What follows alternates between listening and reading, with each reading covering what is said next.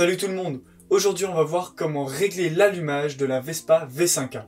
Comme vu dans la vidéo précédente où nous avons testé si l'allumage fonctionnait, il n'y avait pas d'allumage à la bougie, il n'y avait pas d'étincelle. C'est donc cela que nous allons voir dans cette vidéo aujourd'hui. Allez, je vous laisse sans plus attendre regarder la suite dans l'atelier.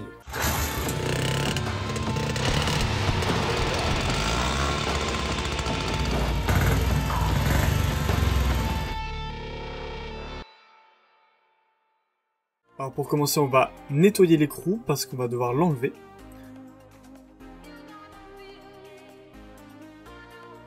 Ensuite, pour débloquer le volant magnétique, on le maintient avec la main, on prend la clé à pipe et on frappe un petit peu avec un maillet, ça va permettre de le décoincer, car il a la rondelle frein à l'arrière qui le bloque.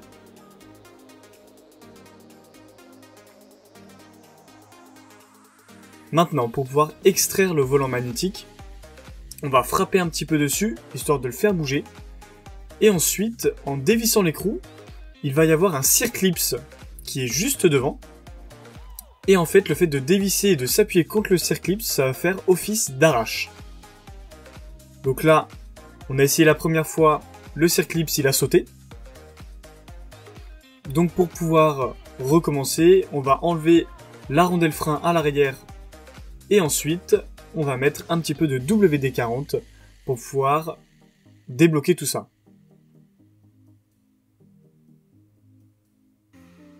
On laisse agir. Et ensuite, on va remettre l'écrou, pas besoin de le visser à fond. Et on va remettre le circlips. Donc dans ce cas-là, le circlips nous sert d'arrache. Comme ça, on n'abîme pas le volant magnétique avec un arrache. Et au moins, c'est beaucoup plus simple. On vérifie que le circlips est bien mis. Et on va commencer à dévisser. On va voir que ça va forcer un petit peu. Dès que ça force, on maintient le volant, on tourne. Et ensuite, ça va s'extraire tout seul.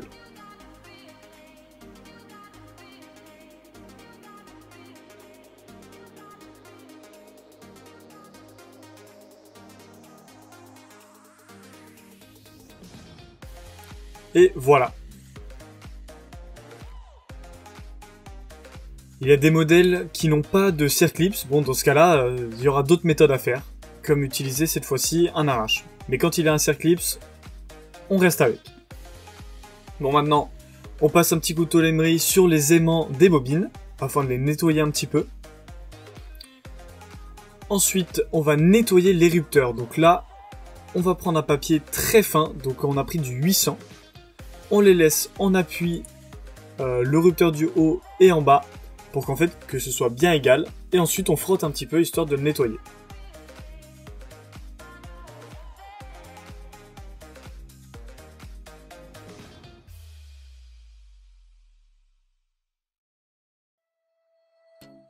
Ensuite, on regarde le volant magnétique. On fait attention à la clavette de vilebrequin qui se coince dans le volant magnétique pour pas qu'elle tombe. On vise correctement. Et on va vérifier s'il y a un allumage une fois que l'on a nettoyé ces rupteurs.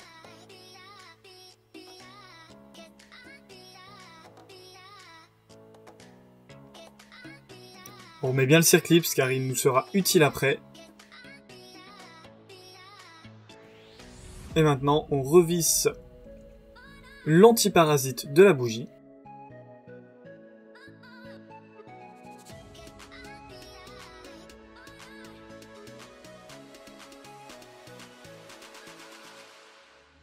On a pris une bougie neuve, donc la bougie neuve elle a un écartement de 0,5 d'origine, donc on va pouvoir essayer avec. Donc on vérifie avec une cale l'écartement.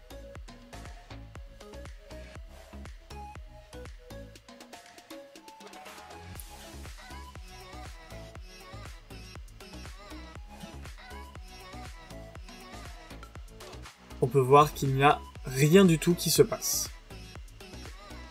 Donc on va vérifier s'il n'y avait pas un coupe-circuit à l'époque. Pour vérifier s'il n'y a pas de coupe-circuit, on va tout simplement débrancher les cosses qui permettent de relier au commutateur en haut, donc sur le guidon. Une fois que c'est fait, on essaye et il n'y a toujours pas d'étincelle.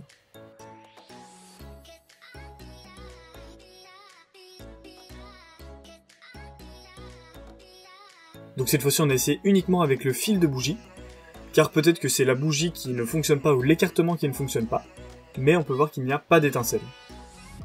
Et je vous le rappelle, dans la vidéo précédente, on avait une étincelle grâce à la pile, mais en fait c'était juste pour voir si la bobine d'allumage fonctionnait.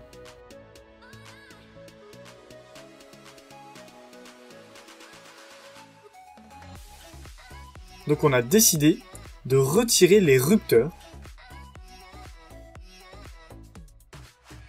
Pour les retirer, pas grand chose. Il y a 2 fils qui sont vissés dessus, on les dévisse. Et ensuite, on le dévisse du plateau d'allumage.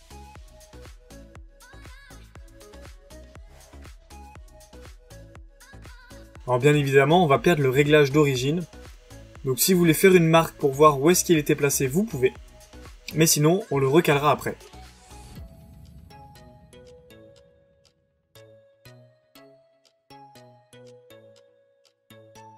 Et une fois que c'est enlevé, nous allons nettoyer plus précisément les rupteurs. Donc on reprend notre papier de verre très fin.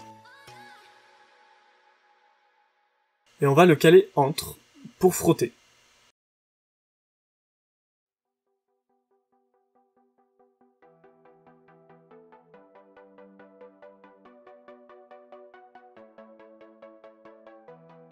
Donc on peut voir que ça laisse des belles traces blanches.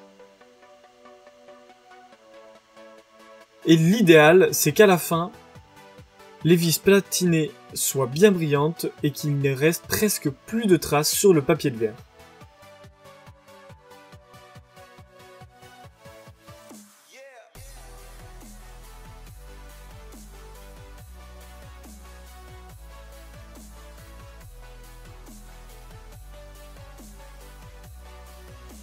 Et une fois que c'est nettoyé, on va remettre le rupteur sur le plateau d'allumage. Pour ce faire, on fait l'effet inverse. On revisse d'abord sur le plateau et ensuite on va remettre les cosses. Sur les cosses du rupteur, il y a le fil de la bobine d'allumage, mais aussi le fil du condensateur.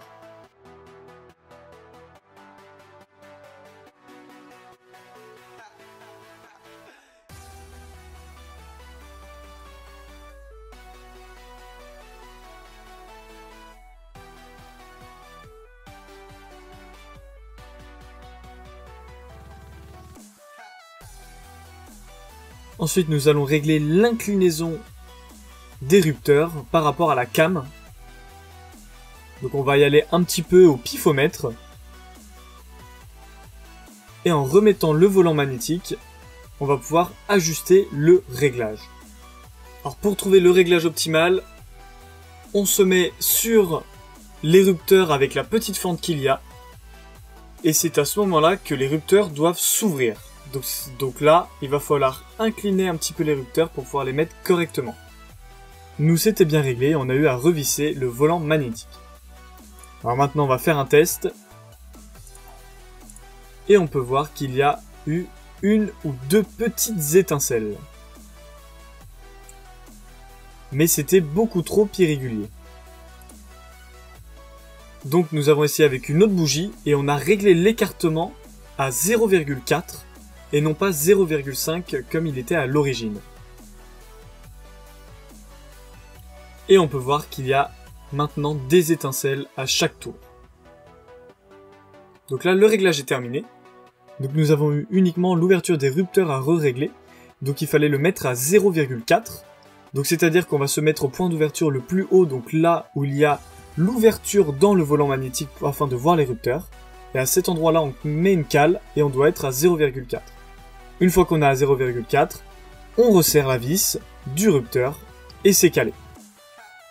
Et ensuite, on a eu à mettre également à 0,4 mm l'ouverture de la bougie, ce qui a permis d'avoir une étincelle beaucoup plus bleue et beaucoup plus régulière. Merci beaucoup d'avoir regardé la vidéo, et si vous avez des questions sur le réglage de votre Vespa ou tout autre modèle, je vous laisse poser des questions dans l'espace commentaire. N'oubliez pas de vous abonner, de laisser un j'aime à la vidéo. Moi je vous dis à la semaine prochaine pour un nouvel épisode de la Vespa V5A.